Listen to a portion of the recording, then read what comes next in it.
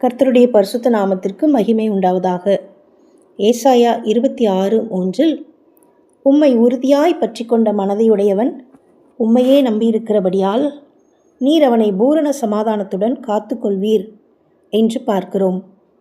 வேதத்திலே தேவனை உறுதியாக பற்றி கொண்டவர்கள் அநேகர் உண்டு. அப்படிப்பட்டவர்களின் வாழ்க்கையை தேவன் ஆசீர்வதித்திருக்கிறார். அவர்களுக்கு நன்மையான காரியங்களை செய்திருக்கிறார். அதில் இன்றைக்கு நாம் ரூத்தை குறித்து பார்க்கிறோம். ரூத் ஒரு மோவாபிய பெண்.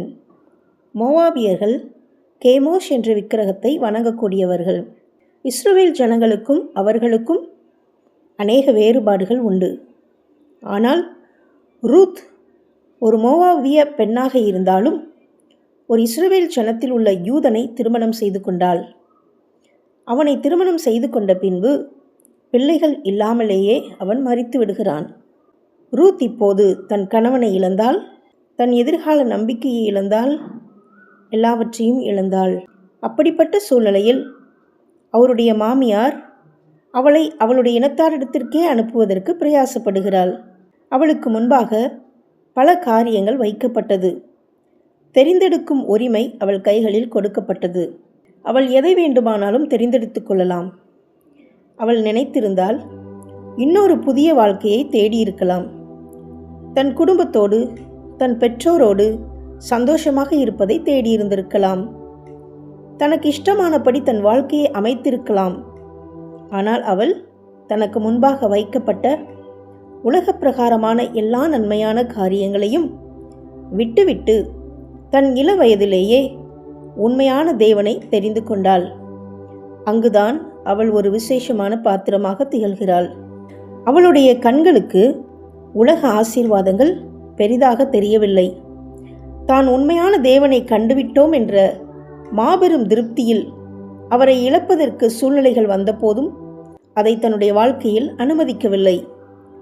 ஒர்பால், அதாவது அவளைப் போல இன்னொரு மருமகள் எப்படி பிரிந்து போனாலோ, தன் சொந்த ஜனத்தாரிடத்திற்கே போனாலோ, அதே போல இவளும் தன் மாமியாரை விட்டு தன்னுடைய சொந்த நாட்டிற்கு திரும்பி போயிருந்திருக்கலாம். அவளுக்கு உலக பிரகாரமாக அனைத்து நல்ல காரியங்களும் நடந்திருக்கும். யாரும் அவளை ஒன்றும் சொல்லியிருந்திருக்க முடியாது. உலக மக்களின் பார்வையில் அது ஒரு நல்ல முடிவாகத்தான் தெரிந்திருக்கும். ஆனால் ரூத் தெரிந்து கொண்டதோ ஒரு சிறந்த முடிவு. உண்மையான தேவனை இழக்க அவள் விரும்பவில்லை. அவளை விட்டு ஒர்பால் பிரிந்து போனாள். ஆனால் ரூத்தோ தேவனை விட்டுவிடவில்லை. தன் மாமியாரின் அந்த உண்மையான தேவனை பிடித்து கொண்டால் தனக்கு சிறந்த வாழ்க்கை அமையும் என்பது ரூத்திற்கு தெரியாது. அவளுடைய சந்ததியில்தான் தாவீது ராஜா பிறக்கப் போகிறார் மற்றும் இயேசு அவள் சந்ததியில்தான் பிறக்கப் போகிறார் என்பதையும் அவள் அறிந்திருக்கவில்லை. தான் ஒரு சிறந்த வாழ்க்கை துணையை பெற்றுக்கொள்ளப் போகிறாள் என்பதையும் அவள் அறிந்திருக்கவில்லை. இதை எதையுமே எதிர்பார்க்காமல் அவள் உண்மையான தேவனை மாத்திரம் உறுதியாக பிடித்து கொண்டாள். எத்தனை உன்னதமான காரியம்! அவள் ஆசீர்வாதத்திற்காக அல்ல, உண்மையாகவே தேவனை நேசித்து அவரை பற்றி கொண்டாள்.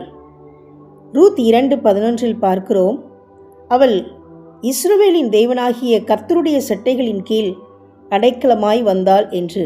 அவள் உலகத்தின் நிரந்தரமற்ற அடைக்கலத்தை தேடவில்லை.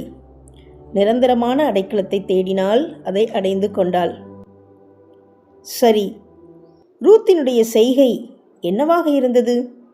ரூத் 2:12 பார்க்கிறோம், போவாஸ் ரூத்தினிடத்தில் சொல்லுகிறான், உன் புருஷன் மரணமடைந்த பின்பு நீ உன் மாமியாருக்கு செய்ததும், நீ உன் தகப்பனையும் உன் தாயையும் உன் ஜன்ம தேசத்தையும் விட்டு முன்னே அறியாத ஜனங்களிடத்தில் வந்ததும் எல்லாம் எனக்கு விவரமாக தெரிவிக்கப்பட்டது என்றான்.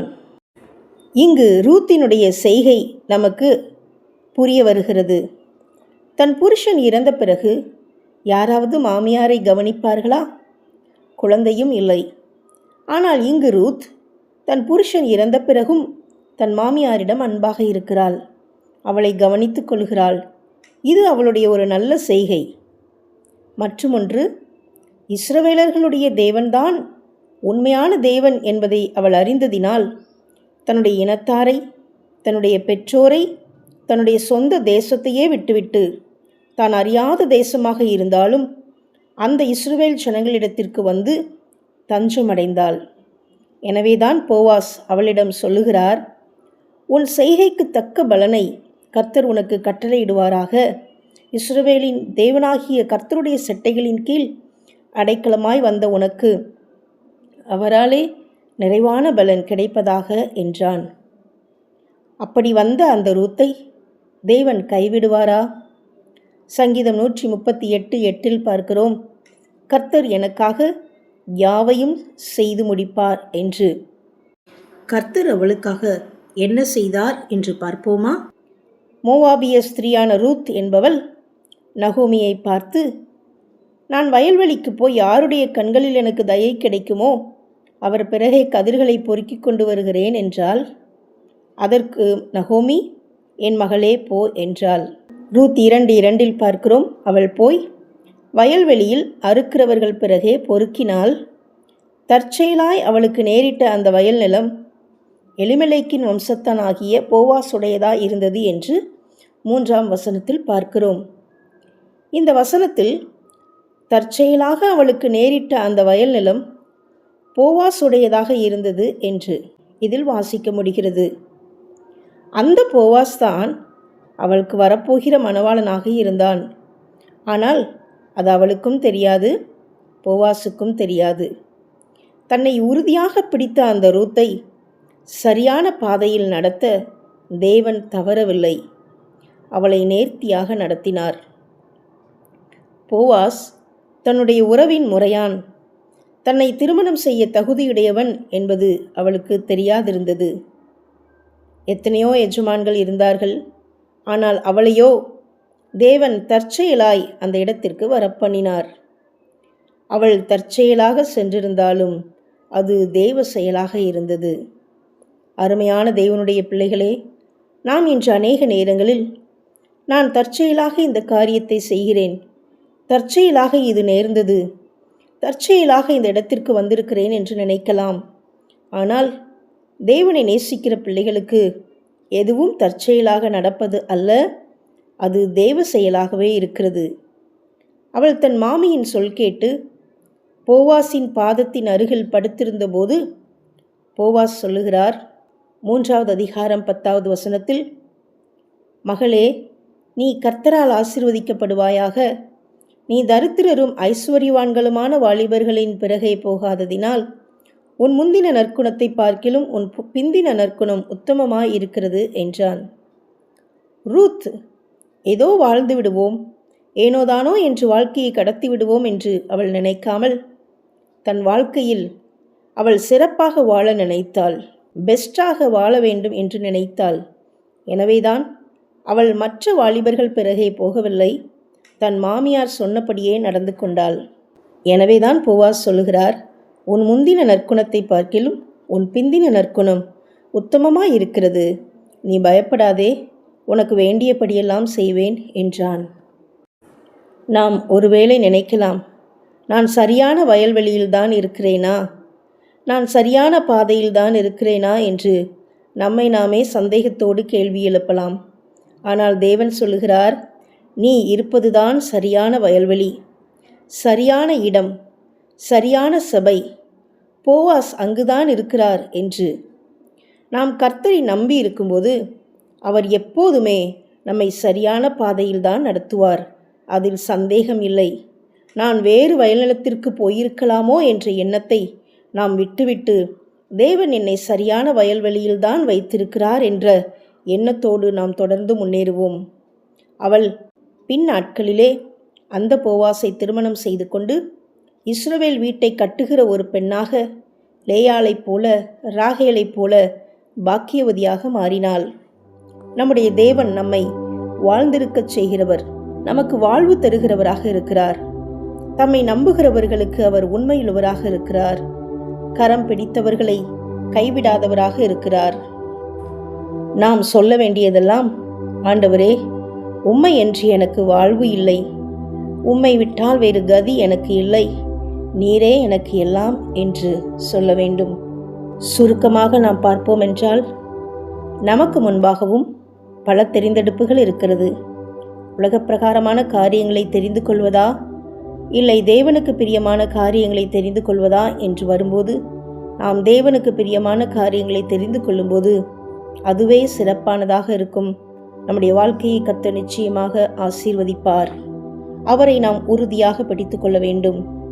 வரப்போகிற ஆசீர்வாதத்திற்காக அல்ல, உண்மையாகவே தேவனை நேசித்து அவரை பின்பற்றுவோம். வாழ்வோ சாவோ, நன்மையோ தீமையோ, தேவனையே பார்க்கிறவர்களாக, அவரையே சேவிக்கிறவர்களாக இருக்க வேண்டும். ரூத்திற்கு அவளுடைய செய்கைக்கு ஏற்ற பலனை கர்த்தர் கொடுத்தார். அவளுடைய செய்கை எப்படி இருந்ததோ அதற்கேற்றபடி தேவன் அவளை ஆசீர்வதித்தார். அவள் கர்த்தரை நேசித்ததினால் தேவனை விட்டு மறக்க செய்கிற எல்லாரையும் மறந்து தேவனை மற்றும் தேவனுடைய ஜனங்களை நேசித்தாள். தான் அறியாத இடமாக இருந்தாலும் அங்கும் போவதற்கு தன்னை ஒப்பு கொடுத்தாள்.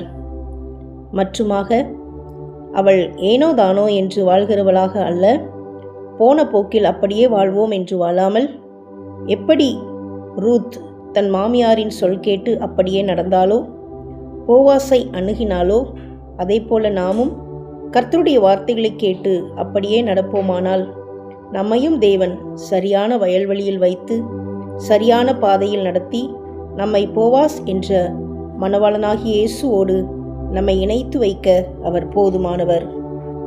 எனவே இன்றைக்கு நாம் நம்மை அர்ப்பணிப்போம். ரூத்தை போல கர்த்தரை உறுதியாக பிடித்துக் கொள்வதற்கு, அவருடைய பாதையில் நடப்பதற்கு நம்மை ஒப்புக் கொடுப்போம். கர்த்தர் நம்மை ஆசீர்வதிப்பாராக. ஆமேன்.